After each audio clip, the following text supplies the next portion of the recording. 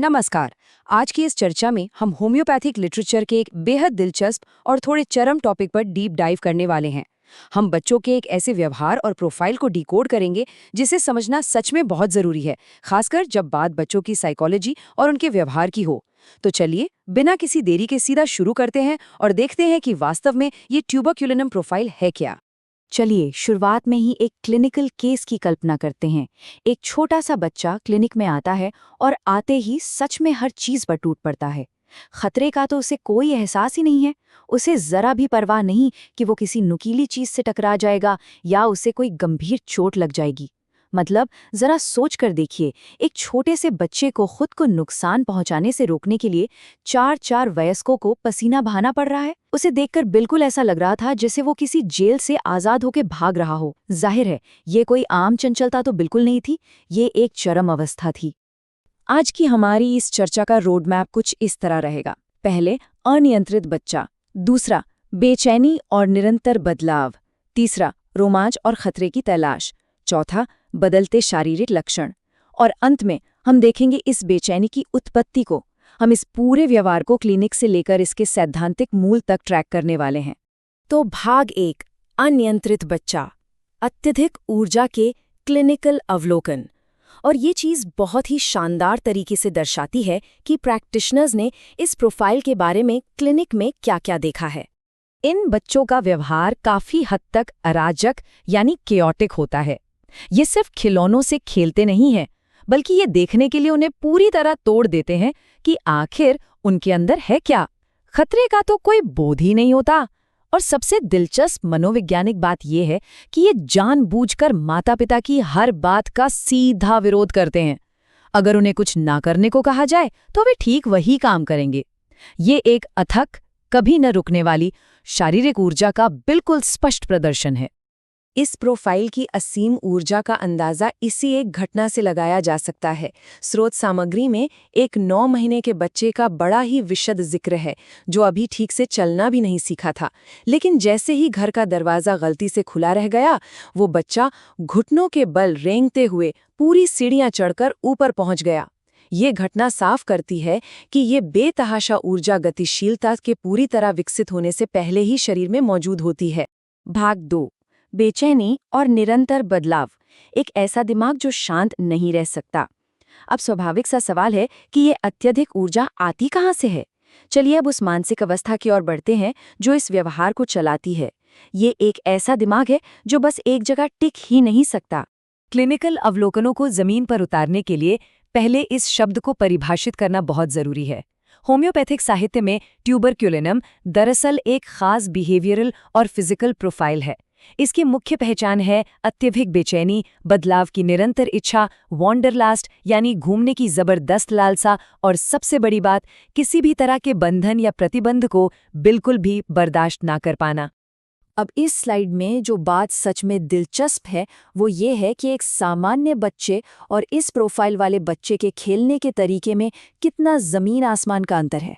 सामान्य बच्चे एक खिलौने के साथ लंबे समय तक खेलते हैं और उससे एक लगाव बना लेते हैं, लेकिन ट्यूबरक्युलिनम के मामले में असंतोष बहुत तेजी से हावी होता है। कुछ ही घंटों में खिलौना फेंक दिया जाता है, उसे तोड़ दिया जाता है और तुरंत एक नए खिलौने की डिमांड शुरू हो जाती है। क्लासिकल साहित्य में इस बात पर बहुत जोर दिया गया है और इसे एक मुख्य लक्षण माना गया है। उसे कोई भी चीज खुश नहीं कर सकती। जो चीज अभी पसंद थी वो कुछ ही देर में नापसंद हो जाएगी।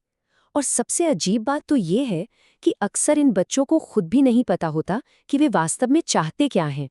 भाग 3, रोमांच और खतरे की तलाश, स्वतंत्रता की खोज। जैसे जैसे उम्र बढ़ती है, यह बेचैनी एक नया और थोड़ा खतरनाक रूप ले लेती है। वयस्क या टीनेज अवस्था में आकर यह प्रोफाइल रोमांच की तलाश में बिल्कुल चरम पर पहुंच जाता है। बंजी जंपिंग हो, बेहद तेज गाड़ी चलाना हो या चलती ट्रेनों से लटकना हो, उनका ये जो थ्रिल सीकिंग बिहेवियर है वो उनके सेल्फ प्रिजर्वेशन यानी खुद को सुरक्षित रखने की भावना पर पूरी तरह हावी हो जाता है। उन्हें मौत या शारीरिक नुकसान का कोई खौफ ही नहीं होता। और अगर गहराई में जाएं तो इस रोमांच की तलाश के एकदम मूल में एक हताश, न झुकने वाली जरूरत छुपी है, और वो है पूर्ण स्वतंत्रता। ऐसे लोग किसी एक लोकेशन, एक नौकरी या किसी सख्त रूटीन में बंधना ही नहीं चाहते। वे हमेशा खुली हवा की तलाश में रहते हैं, ठीक वैसे ही जैसे कोई किसी भी तरह की जेल से हमेशा के लिए आज़ाद होना चाहता हो। चलिए आगे बढ़ते हैं और देखते हैं कि ये कैसे बिल्डअप होता है। भाग 4, बदलते शारीरिक लक्षण।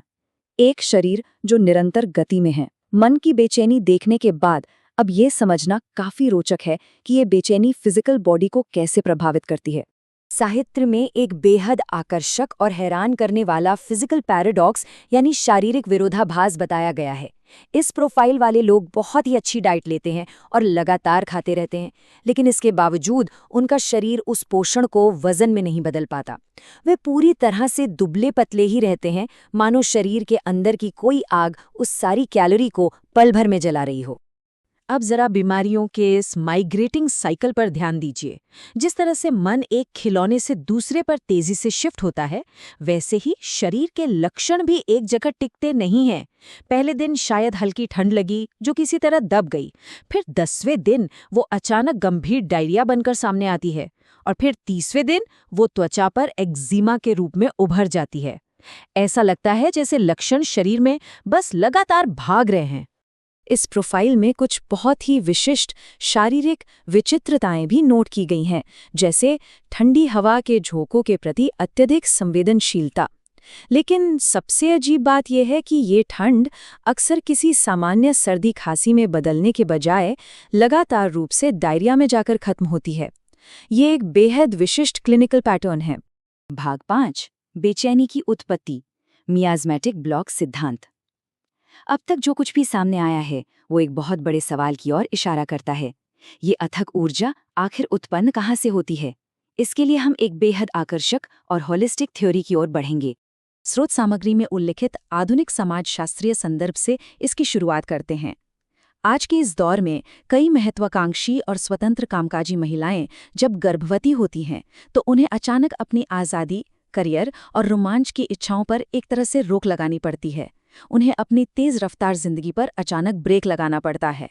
तो सबसे महत्वपूर्ण बिंदु ये है कि ये मियाज़मेटिक ब्लॉक सिद्धांत बच्चे के अनियंत्रित व्यवहार को कैसे समझाता है। पहले कदम में जब माँ अपनी इच्छाओं को दबाती है तो वो एक तरह की कैद महसूस करती है। दूसरे कदम में ये भावना उसके भीतर घर कर जाती है, और तीसरे कदम में थ्योरी कहती है कि माँ के भीतर की ये फंसी हुई बेचैन ऊर्जा सीधे उस विकसित हो रहे भ्रूण में ट्रांसफर हो जाती है। इस सिद्धांत के मुताबिक बच्चा जन्म से ही इस दबी हुई ऊर्जा के साथ पैदा होता है। वो उसी स्वतंत्रता को जीने की कोशिश करता है जिससे उसकी माँ को वंचित रखा गया था।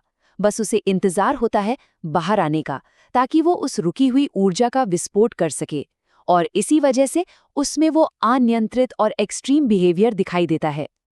और अंततः ये पूरा विश्लेषण एक बहुत ही गहरे और विचारोत्तेजक सवाल पर लाकर खड़ा कर देता है। जिस अत्यधिक संरक्षित और प्रतिबंधात्मक आधुनिक दुनिया में हम आज जी रहे हैं, क्या वही दुनिया अनजाने में इस तरह की असीम, विद्रोही और अनियंत्रित स्वतंत्रता के लिए एक गहरी जैविक आवश्यकता को जन्म दे रही है? क्या क्लिनिक में दिखने वाले ये केस असल में हमारे सामाजिक ढांचों का ही कोई बायोलॉजिकल रिएक्शन है? ये निश्चित रूप से सिर्फ मेडिसिन का सवाल नहीं है, बल्कि हमारे जीने के तरीके पर एक बहुत बड़ा प्रश्न चिन्ह है, जो यकीनन सोचने पर मजबूर कर देता है।